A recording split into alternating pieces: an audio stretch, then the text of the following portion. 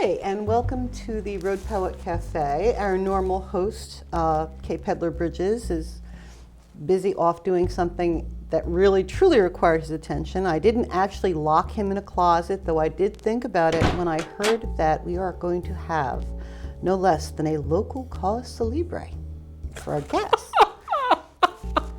And I decided that, quite frankly, if this was going to be my first show, I needed something really special. So, as you can see by the book in my hands, yet again has our local person, Doug Brendel, produced yet another book, but this isn't it. This is the one that's at the library.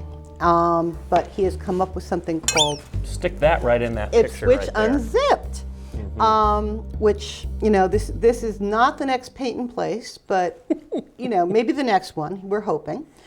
And anyway, I would like to give a very special Ipswich welcome to Mr. Doug Brendel and his wonderful book. Lisa, thank you. You called Pedler the normal host. I don't know exactly in what context we should take this, but... Massachusetts. Okay. Now, we actually, last week, Mr. Brendel actually, or Doug, excuse me, Doug did a wonderful reading over at the Ipswich Museum, and it actually became available on my birthday, which gives me a special reason to love it. So therefore, you know, yay for this. 1st of October? Yes. So you'll be noting in your calendars Lisa Shields' birthday. October 1st, so every year we can swamp her with birthday greetings. I am fond of Asiatic lilies. Let's go there. Anyway, Doug's book is, I believe, the third in the series, only in Ipswich. As someone who recently came to the North Shore myself, I find his stuff to be absolutely compelling and wonderful reading. He's quite the... And heavy and intellectual, don't forget that part. Did I not read one of those? But basically, if you live in a small town, and obviously if you're talking to us from Ipswich, you live in a small town, it is not like anywhere else in the world. And quite obviously, you have turned this experience of being the outsider into kind of being a local favorite. So why don't you tell us about that experience? I'm honored to be, you know, even described that way. And I'm innocent of all charges because I just fell in love with Ipswich, and when we moved here, by a fluke, I wound up volunteering to write this column in the paper.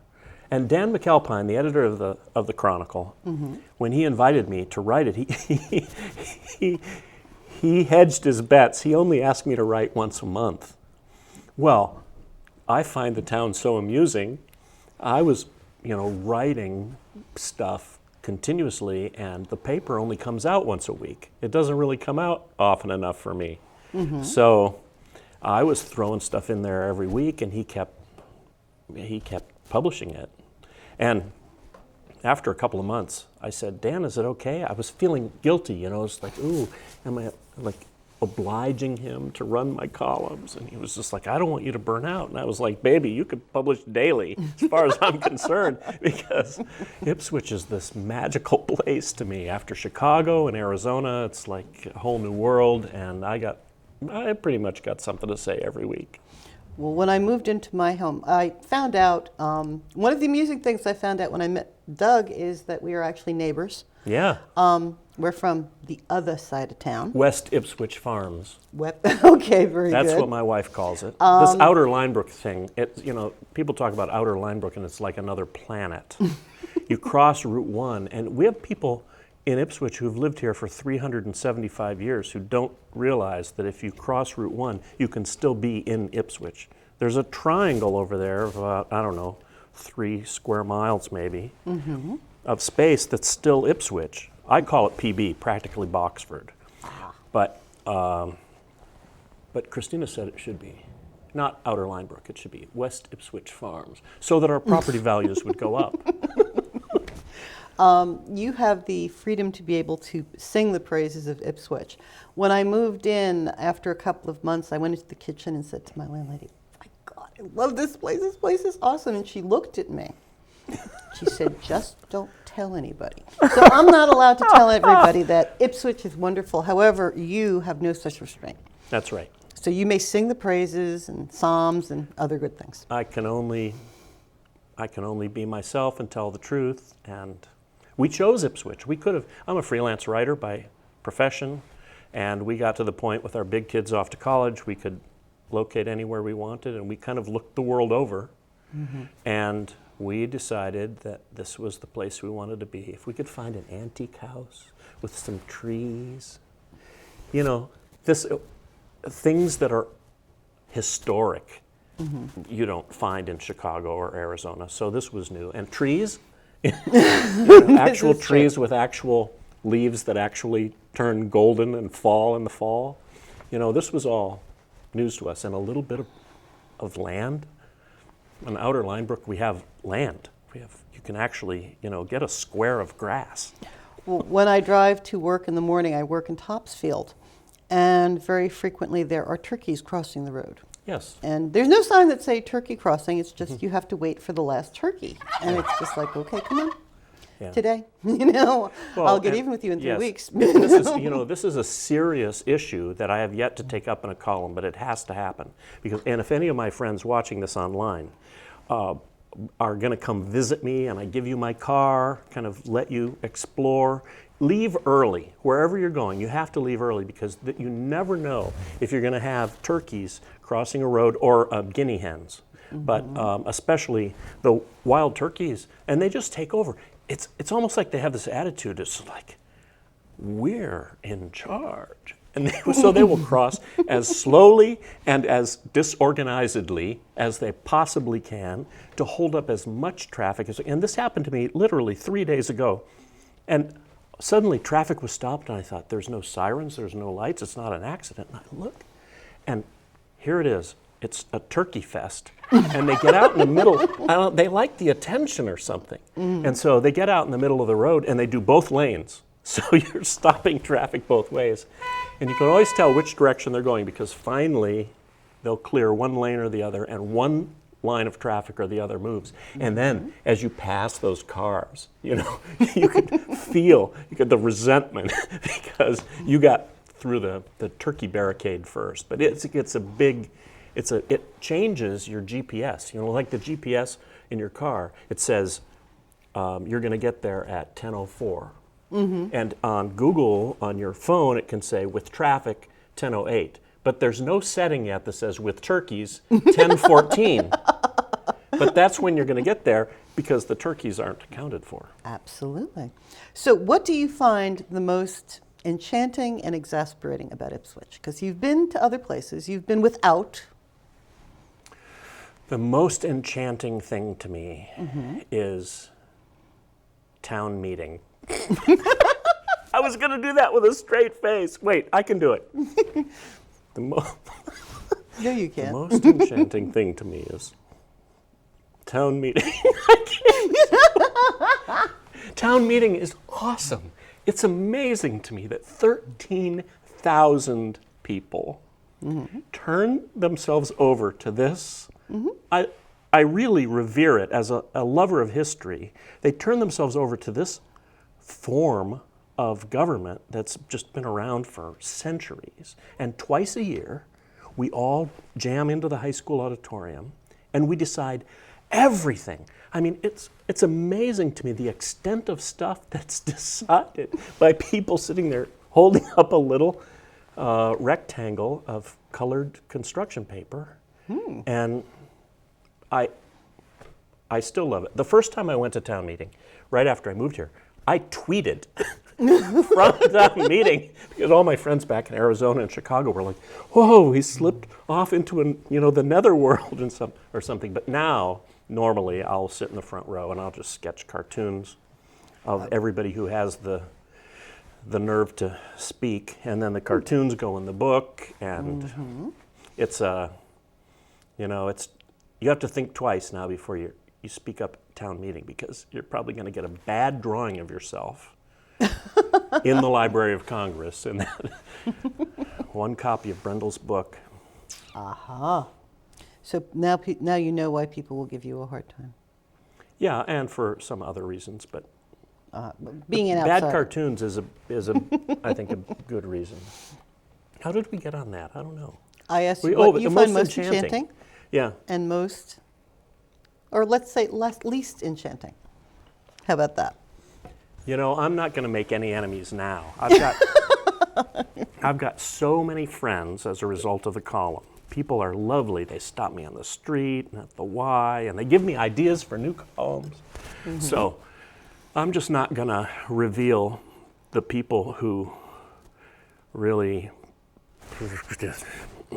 That's not a people thing, but in any event, we do have the book. Hold up the book again, please, because we want to make sure people know what the book looks like. Yeah.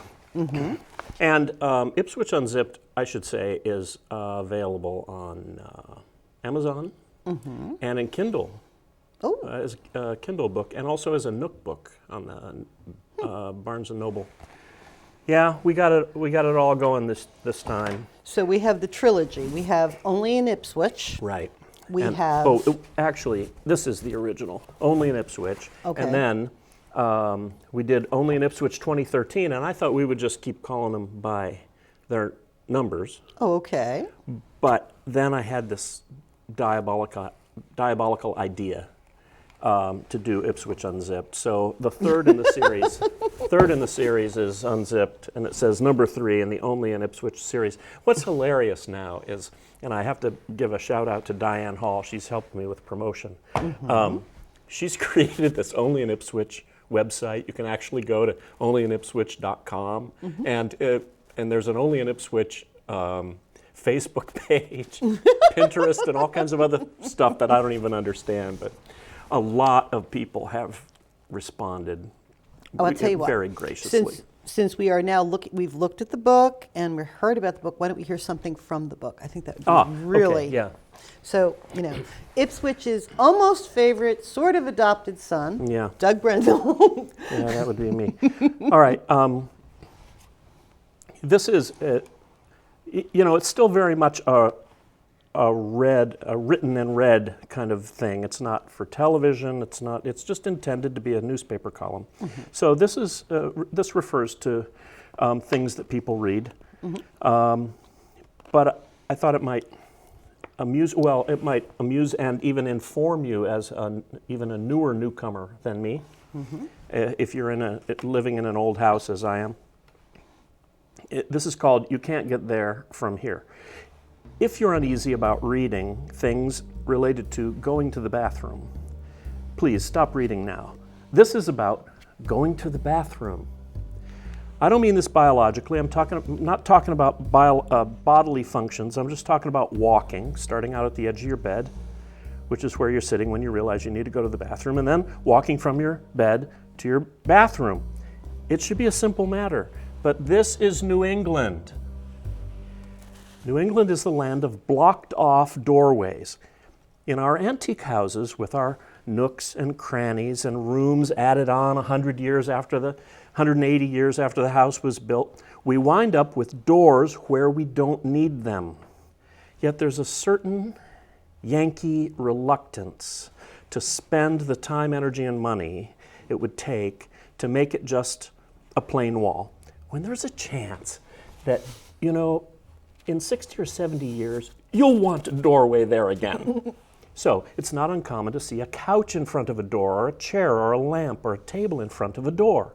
And the owners don't even think of it as a door anymore. It's just a wall that seems to look like a door. Yes, it was a doorway with people actually walking through it, from James Knox Polk to Millard Fillmore, or again from Grover Cleveland to Warren G. Harding, but the whole rest of the time basically it's just been a wall. Well, there's one room in our house where this becomes really serious business.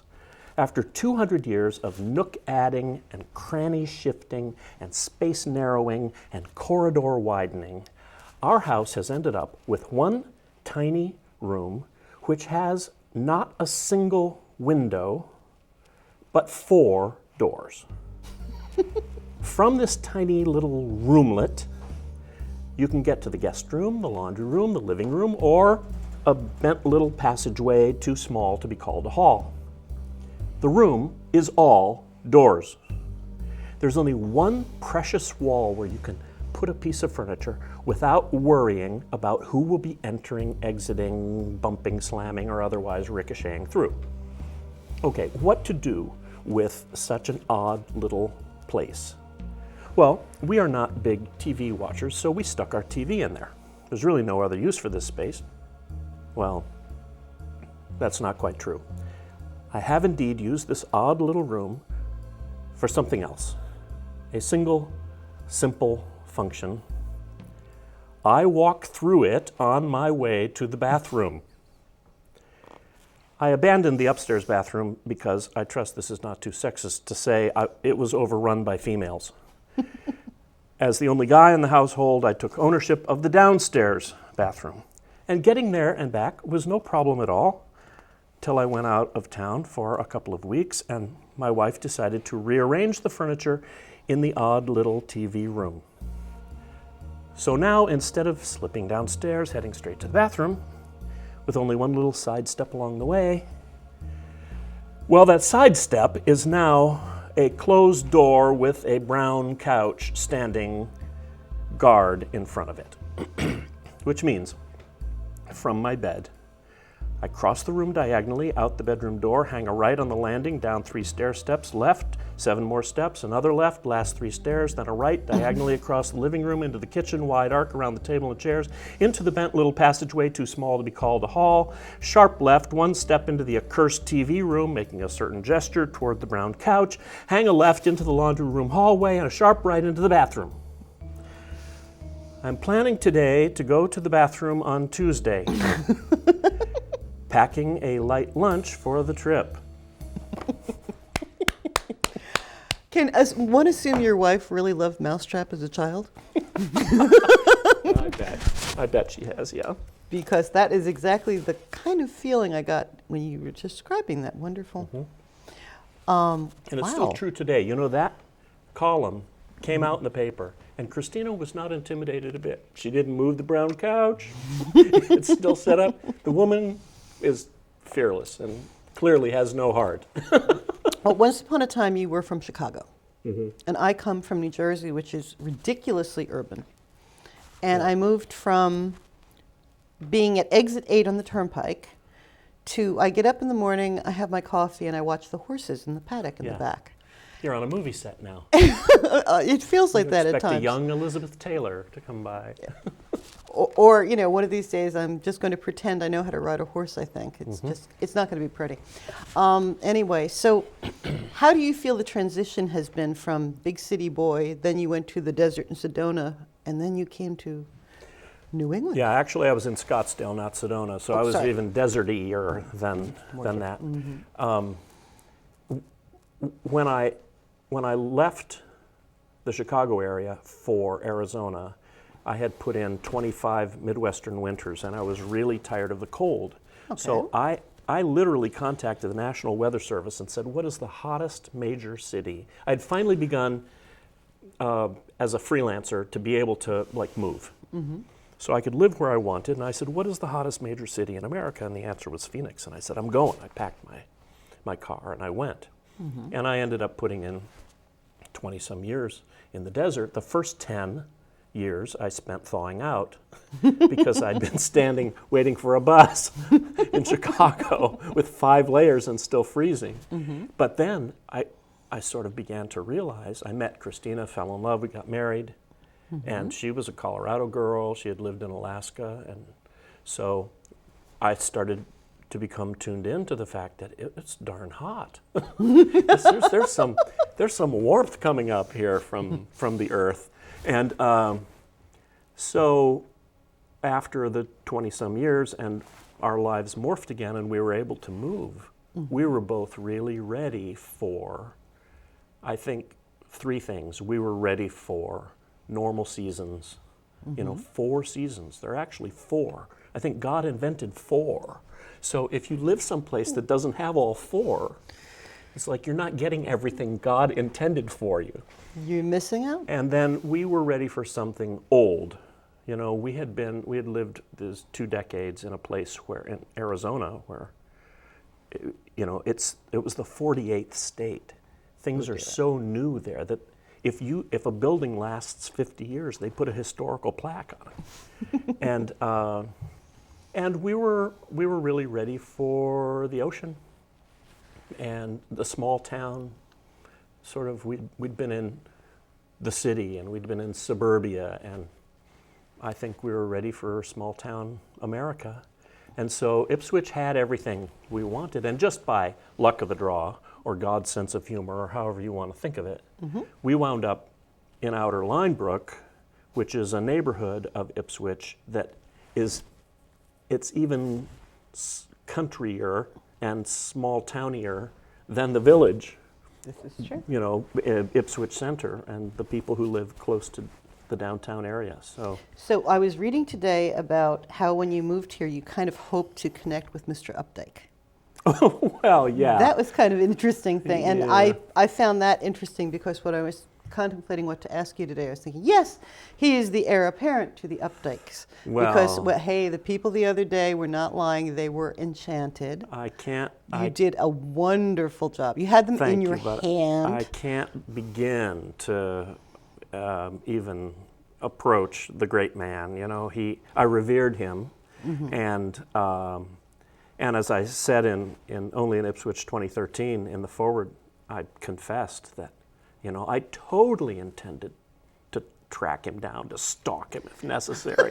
When I came out here to this town where he began really as a great novelist, he wrote his early great stuff here, and then 10 days after we closed on our house, he died. And I think the universe warned him that the stalker was coming, and that he would be safer if he moved on to paradise. So this is possible. You know, I'm still reading my way through all of his stuff, and it's lovely to live and work in his shadow. When I first moved up here, I also was enchanted by the Four Seasons. And what kind of... the Four Seasons, yeah. And what really got me was how wonderfully nice the people in Ipswich were. One day I made the terrible mistake after the rather large snow we had. I decided it would be better to go up Plains Road instead of cutting out to one. And there was much snow, and I did not have chains. And some nice man actually helped me get out of the pile of snow that I managed to slide myself into. Give me a Ipswich story of an Ipswich kindness from a stranger. Oh, I have the best neighbors in the world, and especially because I'm ill-equipped to deal with, you know, the extremes of the weather here.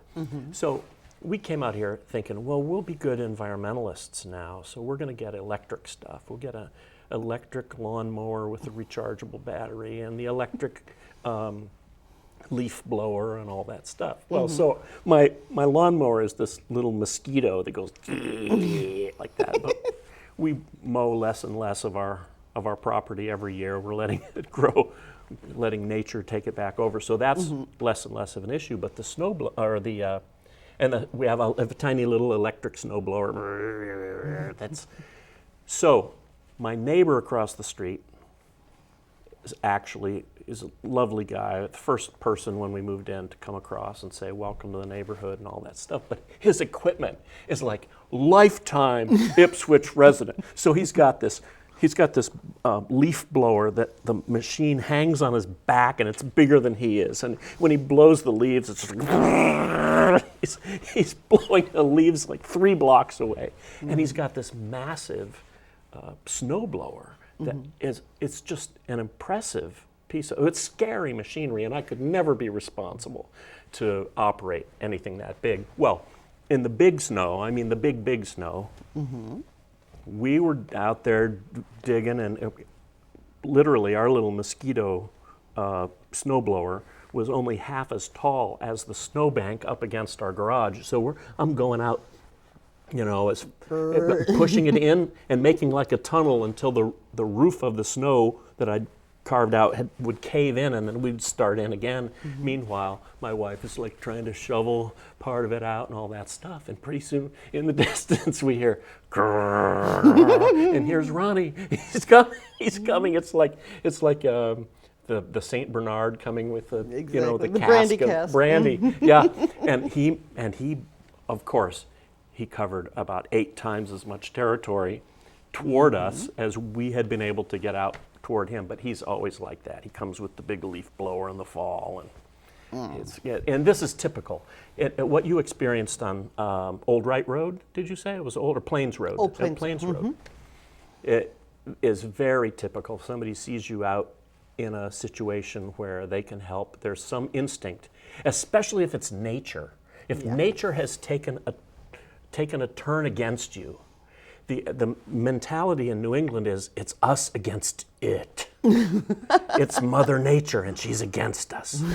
In fact, just not to do another shameless plug, but in the new book, the big finale, the big final sort of epic piece that I wrote is The Circle of Life in Ipswich, and it talks about Mother Nature and how she decides to bring winter to us every year, and what frame of mind what awful frame of mind she's in that moment. That's the end of this year's book. Now, unfortunately, I think I saw our gentleman who was possibly signaling me about we were on our 4-minute warning. So I don't know. Steve, are you sure? Are you on daylight saving time? Did you move your? Did you crank your clock? Steve, oh, he's back there napping again. Nope. Hey, I have to behave yourself.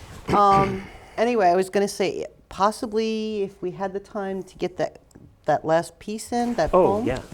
It'd just take a minute. Do we have a minute, Steve? Okay. Beautiful. This is there are a few items in rhyme this year in the book. And this is called Ode to the Town Manager. If you don't know our town manager, Robin Crosby, I think you need to get to know her because she's delightful. Okay. And this is the last page of the book. I am an unabashed fan of Robin Crosby, our town manager. Our town is better than it was before, in no small part because of her. She's strictly business, this you knew, and yet she also has a human side. She loves to dance, to party, or to take the new police boat for a ride. Her work she pours herself into. Our town she is committed to and rich. But yes, it's hard to keep a grip in light of how some folks in Ipswich bitch. So Robin labors all alone without considering her own renown. She wants the world to know what's true. We are the finest Massachusetts town. I'm glad to see her persevere, excelling in her managerial rule. She does not live for our applause. And that's why I say Robin Crosby is cool. Thank you, Thou Doug. shalt love thy town manager. That's true. Well, thank you, Doug Brendel. I hope that this is the biggest seller so far and Yes, in the I future. hope we get up to like a dozen copies sold. Oh, hey, big time. And that's a wrap. Come see us again next time when Mr. Peddler will be back to hold on to the helm. Have a good night.